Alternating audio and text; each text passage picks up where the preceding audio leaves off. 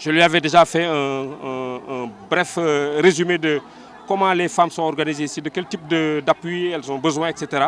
Et je sors satisfait de cette rencontre parce que tout simplement, elle a compris que c'est des femmes d'abord travailleuses qui ont leur rôle à jouer dans l'atteinte de l'autosuffisance en riz et qui ont juste besoin qu'on les accompagne par la mise à disposition de financement.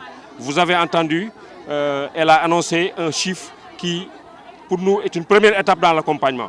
50 millions de francs CFA pour 69 groupements, peut-être 70 groupements. Je trouve que c'est déjà pas mal.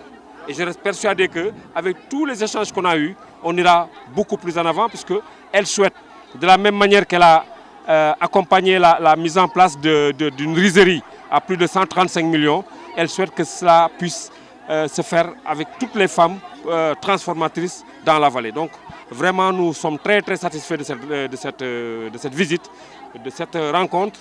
Je suis persuadé que les femmes vont encore plus se donner pour vraiment exceller dans leur activité principale qui est l'agriculture.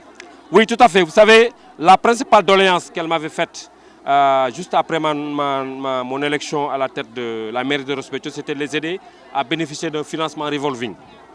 Alors, on a fait toutes les études et en 2016-2017, moi je leur avais accordé un financement et pour moi c'était juste un premier pas qu'il fallait faire. Mais je me suis rendu compte que 2 ans après, moins de 2 ans après, elles ont réussi à tripler ce financement. Actuellement, elles en sont à plus de 15 millions.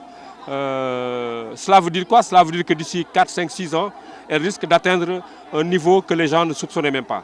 Et ça, le ministre en est agréablement surprise. C'est la raison pour laquelle elle a décidé de les accompagner en leur octroyant 50 millions dans un premier temps.